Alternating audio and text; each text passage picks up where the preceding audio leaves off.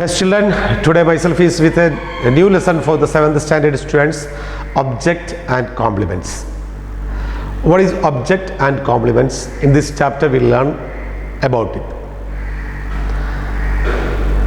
You know that every sentence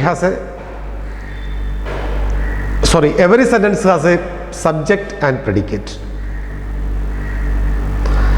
What is subject and predicate?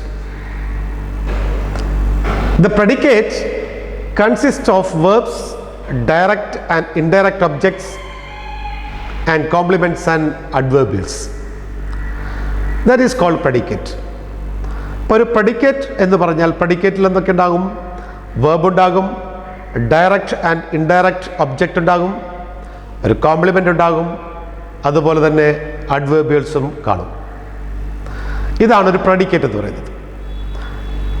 ഇപ്പോൾ സെൻറ്റൻസിൽ സബ്ജക്റ്റും ഉണ്ടാകും ഒബ്ജക്റ്റും ഉണ്ടാകും, അല്ലെങ്കിൽ സബ്ജക്റ്റ് പ്രെഡിക്കേറ്റ്, ഇങ്ങനെ രണ്ടായിട്ട് തിരിച്ചിട്ടുണ്ട്. Subject, object, predicate.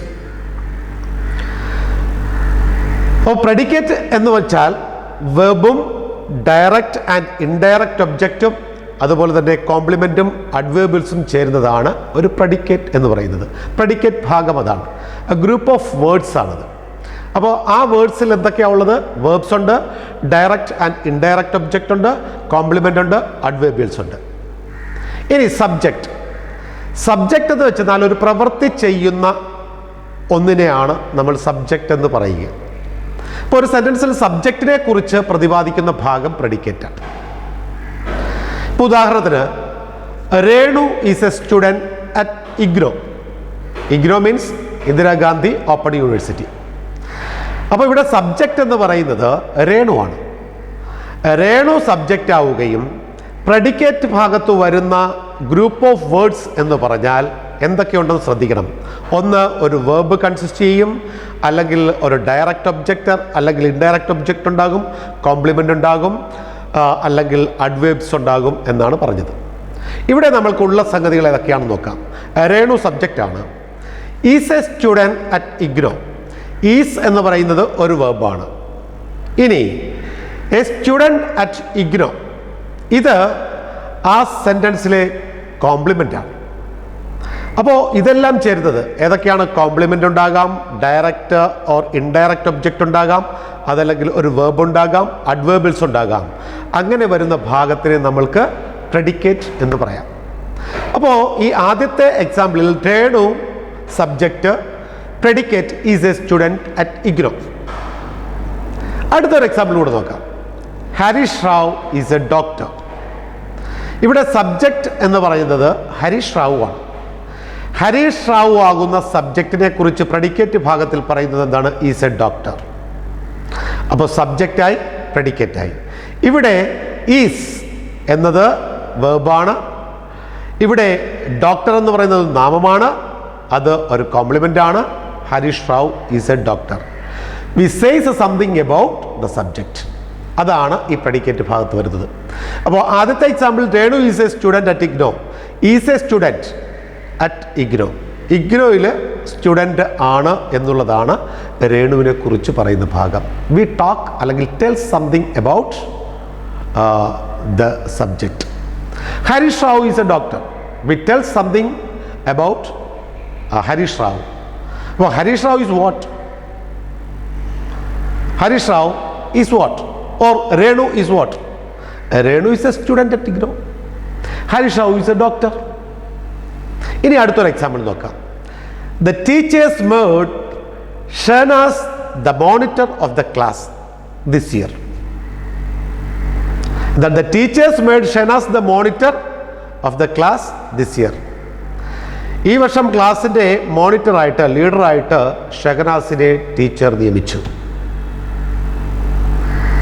ഇവിടെ ഈ സെൻറ്റൻസിൽ ഈ പറയുന്ന എല്ലാ സംഗതികളുമുണ്ട്. ഏതൊക്കെയാണ്?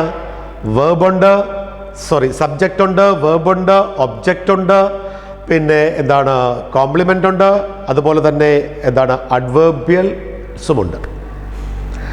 അത് ഏതൊക്കെയാണ് നമുക്ക് നോക്കാം. ദ ടീച്ചേഴ്സ് എന്നുള്ളത് സബ്ജക്റ്റാണ്. മെയ്ഡ് എന്നുള്ളത് വേർബാണ്. ഷഹനാസ് എന്നുള്ളത് ഒബ്ജക്റ്റാണ്. ദ ക്ലാസ് മോണിറ്റർ എന്നുള്ളത് കോംപ്ലിമെൻ്റ് ആണ്. ദിസ് ഇയർ എന്നുള്ളത് അഡ്വേബിലാണ്. The teacher made Shahnaz the class monitor of this year. Sorry, അടുത്ത ഒരു എക്സാമ്പിൾ നോക്കാം. The teachers made Shahnaz the class monitor this year. Teacher ഷഹനാസിനെ ക്ലാസ് മോണിറ്ററായിട്ട് ഈ വർഷം നിയമിച്ചു. അപ്പോൾ ഷഹനാസ് എന്ന് പറയുന്നത് ഇവിടുത്തെ ഒബ്ജക്റ്റായിട്ട് വരും, ടീച്ചർ എന്നത് ഇവിടുത്തെ സബ്ജക്റ്റായിട്ടും വരും.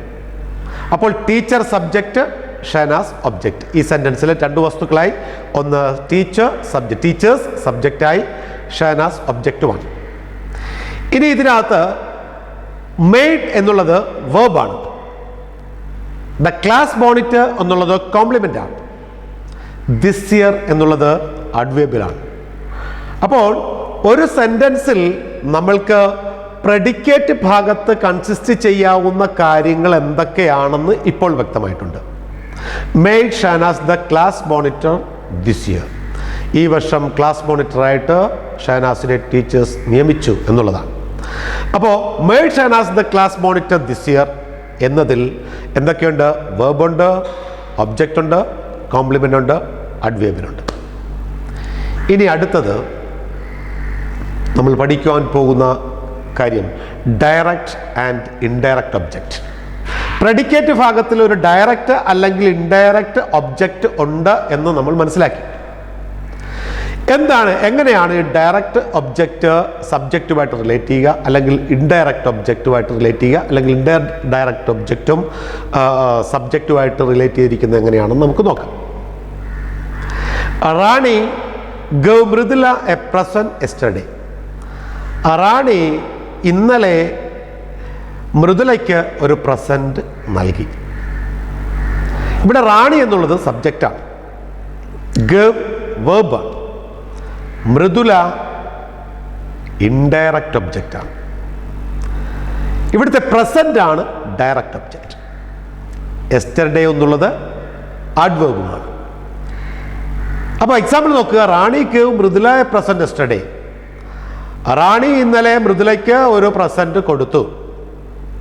ഇവിടുത്തെ സബ്ജക്റ്റ് സംശയലേശമന്യേ നമുക്ക് പറയാം റാണിയാണ്. പക്ഷെ ഇവിടുത്തെ ഒരു കൺഫ്യൂഷൻ മൃദുല എങ്ങനെയാണ് ഇൻഡയറക്റ്റ് ഒബ്ജക്റ്റ് ആയെന്നുള്ളതാണ്. അതിന് മനസ്സിലാക്കാവുന്ന കാര്യം ഇതാണ്. Whatever is directly affected by the verb is called direct object. എന്താണ് ഡയറക്റ്റ് ആയിട്ട് വേർബുമായിട്ട് അഫക്റ്റ് ചെയ്യുന്നത്, അതിനെ നമ്മൾക്ക് ഡയറക്റ്റ് ഒബ്ജക്റ്റ് എന്ന് വിളിക്കാം. അപ്പോൾ വേർബുമായിട്ട് ഡയറക്റ്റ് കണക്ഷൻ ഉള്ള ഒന്നിനെ നമുക്ക് ഡയറക്റ്റ് ഒബ്ജക്റ്റ്, ആ ഒബ്ജക്റ്റ് വേർബുമായിട്ട് ഡയറക്റ്റ് ബന്ധമുണ്ടായിരിക്കണം. അങ്ങനെ ഉണ്ടെങ്കിൽ മാത്രമേ നമുക്ക് ഡയറക്റ്റ് ഒബ്ജക്റ്റ് എന്ന് വിളിക്കാൻ പറ്റുള്ളൂ.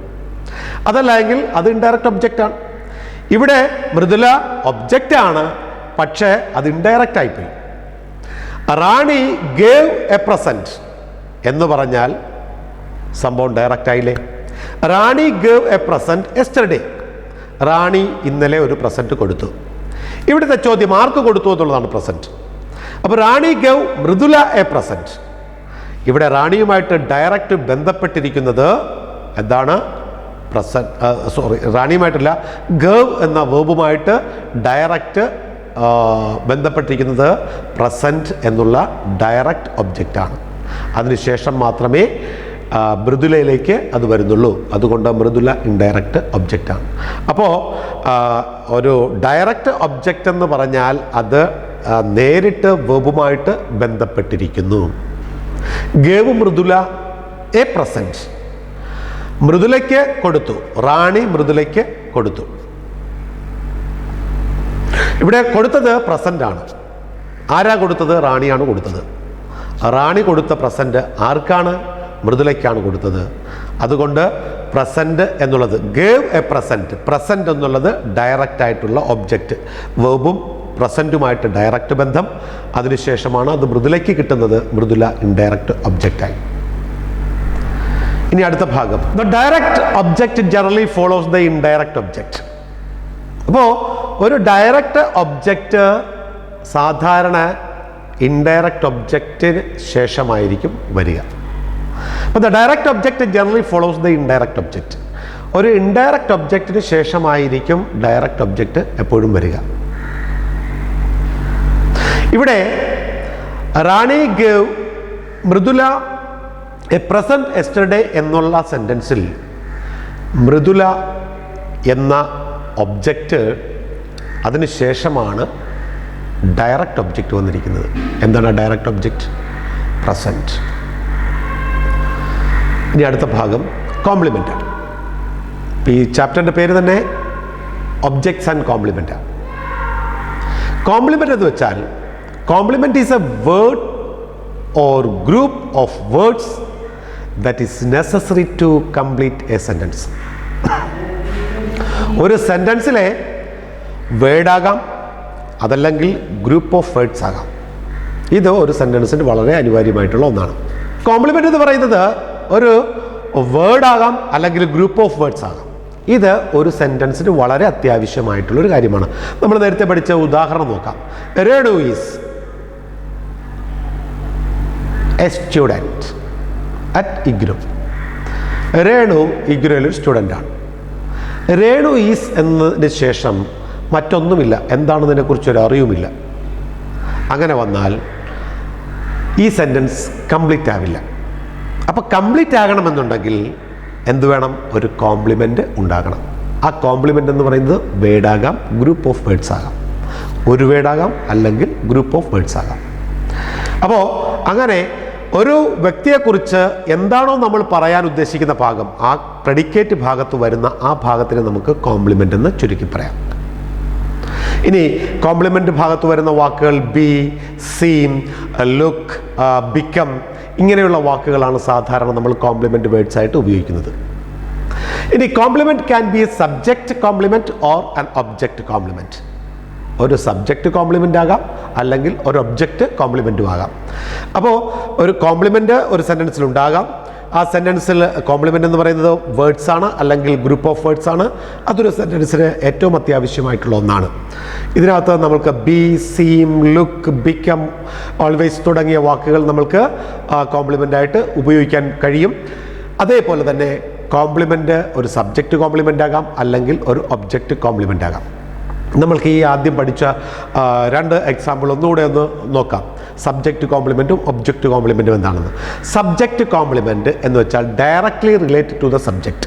സബ്ജക്റ്റുമായിട്ട് നേരിട്ട് ബന്ധപ്പെട്ടിരിക്കുന്നതാണ് സബ്ജക്റ്റ് കോംപ്ലിമെൻറ്റ്.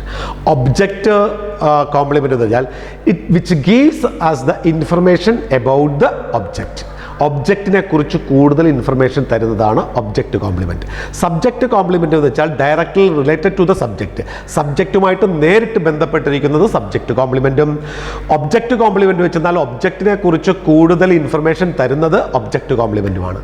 അങ്ങനെയാണെങ്കിൽ ഒരു ആദ്യം പഠിച്ച ആ example Renu is a student. ഇവിടെ രേണു എന്നത് ഒരു വിദ്യാർത്ഥിയാണ്. ഇവിടുത്തെ വേർഡ്സ് ഏതൊക്കെയാണ്? Is a student. A student എന്നുള്ള വാക്കാണ് ഇവിടെ നമ്മൾ കോംപ്ലിമെൻ്റ് ആയിട്ട് കൊടുത്തിരിക്കുന്നത്. സബ്ജക്റ്റ് എന്ന രേണുവിനെ കുറിച്ച് പറയുന്ന ഭാഗം എന്താണ്? Compliment. A student. A student എന്ന് പറയുന്ന വാക്കുകൾ അത് സബ്ജക്റ്റുമായിട്ട് നേരിട്ട് ബന്ധപ്പെട്ടിരിക്കുന്നു. അതുകൊണ്ട് തന്നെ സബ്ജക്റ്റ് കോംപ്ലിമെൻറ്റ് എന്ന് പറയാം. That means related to Renu, രേണുവുമായിട്ട് ബന്ധപ്പെട്ടിരിക്കുന്നു. ഇനി ഒബ്ജക്റ്റ് കോംപ്ലിമെൻറ്റിൽ നമുക്ക് മറ്റൊരു കാര്യം നോക്കാം. The teachers made Shahnaz the class monitor this year. ഈ വർഷം ടീച്ചേഴ്സ് ഷെനാസിനെ ക്ലാസ് മോണിറ്റർ ആക്കി. ഇവിടെ ഷെനാസ് എന്ന് പറയുന്നതാണ് ഒബ്ജക്റ്റ്. ഈ ഷെനാസ് എന്ന് പറയുന്ന ഒബ്ജക്റ്റിൽ എന്താണ്? ഒബ്ജക്റ്റിനെ കുറിച്ച് പറയുവാനായിട്ട് നമ്മൾ ഉപയോഗിച്ചിരിക്കുന്ന വാക്ക് ദ ക്ലാസ് മോണിറ്റർ എന്നാണ്. ഷെനാസ് ആരാണ്? ക്ലാസ് മോണിറ്ററാണ്.